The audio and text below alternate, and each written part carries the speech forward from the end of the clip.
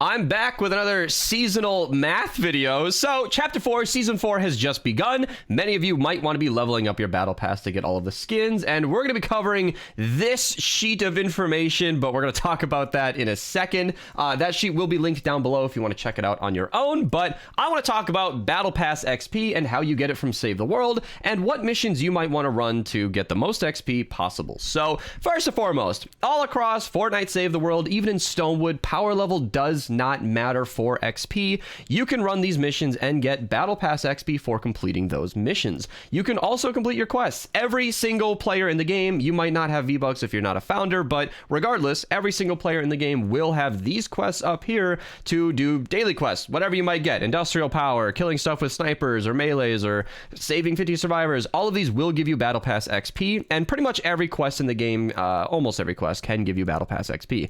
I'm not going to be covering the quest side of things because it's really hard to put that on the sheet, and most quests you can only complete one time. So just play the game, do your quests, and you will hit the daily cap, which is 400,000. Thank you, Archer, by the way. He helps me a lot behind the scenes, and he helps me in my videos sometimes, and he went ahead and compiled all of the data from this season into this spreadsheet, and I made the spreadsheet just so it does the math for us. So these are all the different missions that are relevant to talk about. This is how much XP it gives you, and then bonus XP is applied on a per mission basis. You can see some of them are empty.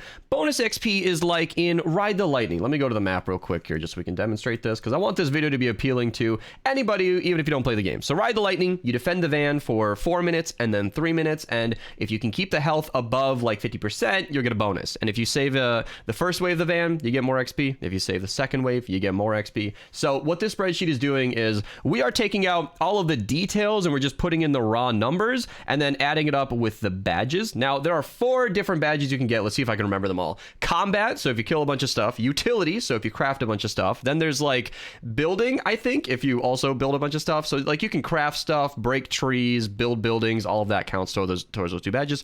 And then the 4th one is exploration. So some of these have 0, like in the Storm King fight, which is our winner of this season.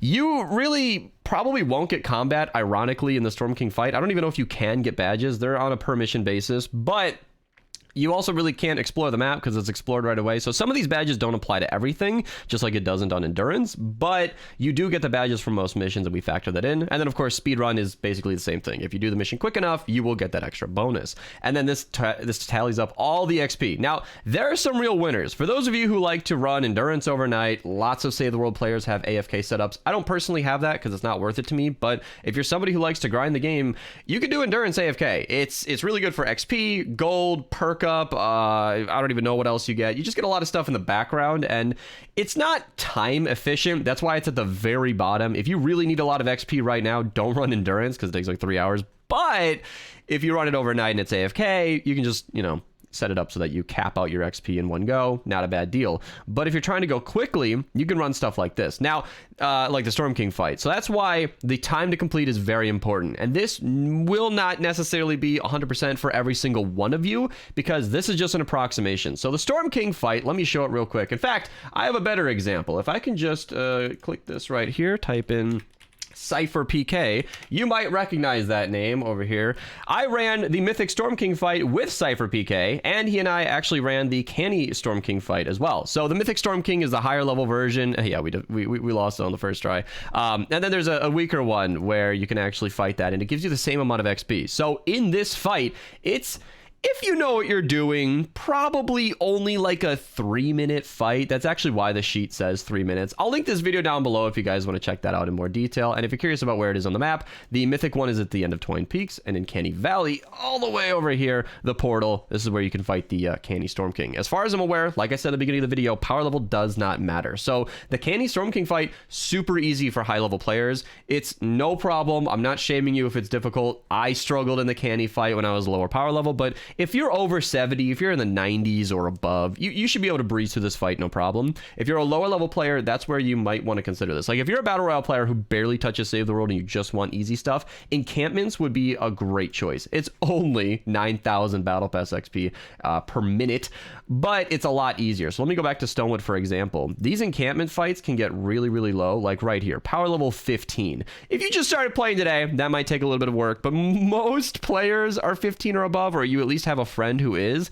And encampments can be done super quick. The mission ends as soon as you're done, which is why the time to complete is so short on this.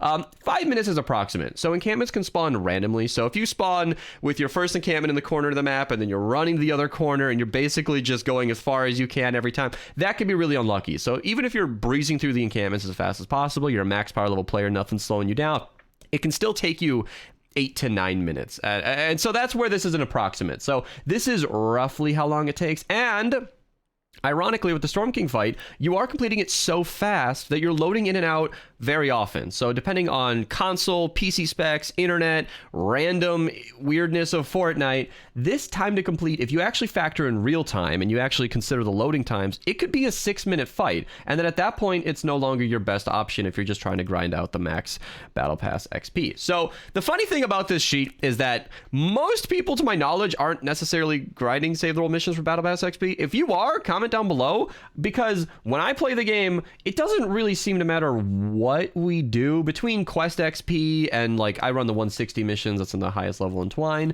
I always do the 10 of those because I showed it earlier. I like that weapon supercharger. This is trap supercharger this week. Last week it was weapon, but I like to use that to make my stuff stronger. So we just run these 10 ones, and by the time we're done with them, we've already maxed out our battle pass on a daily basis. It's super easy with Save the World, but this sheet is really good if you are solely focused on grinding that as fast as possible. So let me talk more about these actual missions. I feel like I skipped over that because Crypts I ignored because that is seasonal. That is actually a dungeon zone, and this timeline will be linked down below as it is in every single one of my videos. It shows when stuff comes around. So I know it looks daunting if you've never seen this before, but let me just dial us all in. So it's August 25th, which means we are in the week of August 23rd. You can see that Dungeons actually comes out in a couple of weeks here, September 6th. So then you can go ahead and run Dungeons. If you're watching this in the future in a couple of weeks, you know, check your calendar. If it's September 6th and shop has already occurred, that is on 8 p.m. Eastern Standard Time is when the shop resets. You can translate for your time zone, but I have a timer here that's 5.5 hours, and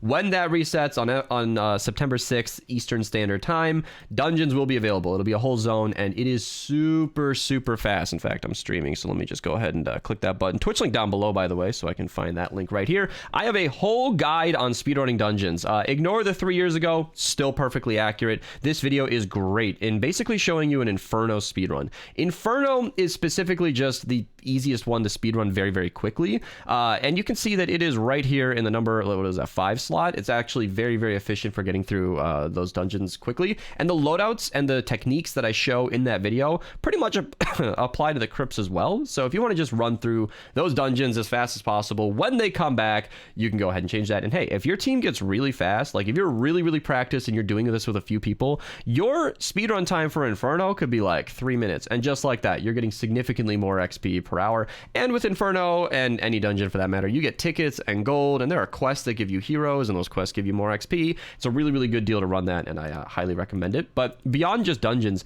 Cat 4 missions, again, it's approximate 9 minutes. Might be too long to complete that. That's gonna be up to you and or your team.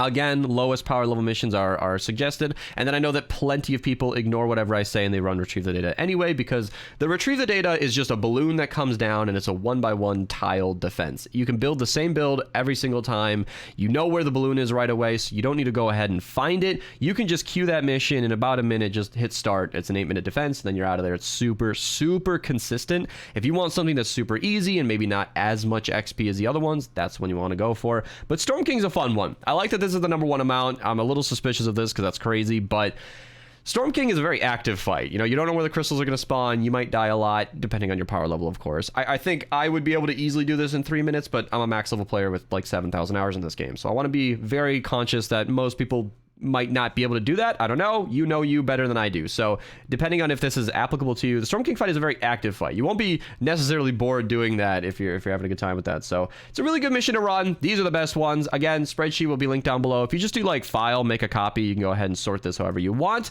Thank you to Archer. I used to have to parse through this data on my own, and it sucked, and he did it before I even woke up. I didn't even ask him, and I really thank him. His channel is linked on this sheet. Should absolutely check him out. And of course, check out the Cypher video or the dungeon speedrunning, whichever one you're interested in. I'll see you guys later. Twitch link down below. Subscribe on YouTube. All the things that YouTubers say. I'll see you next season, I guess, or the next upload if you choose to, you know, click one of these at the end here. It's a good thing to do.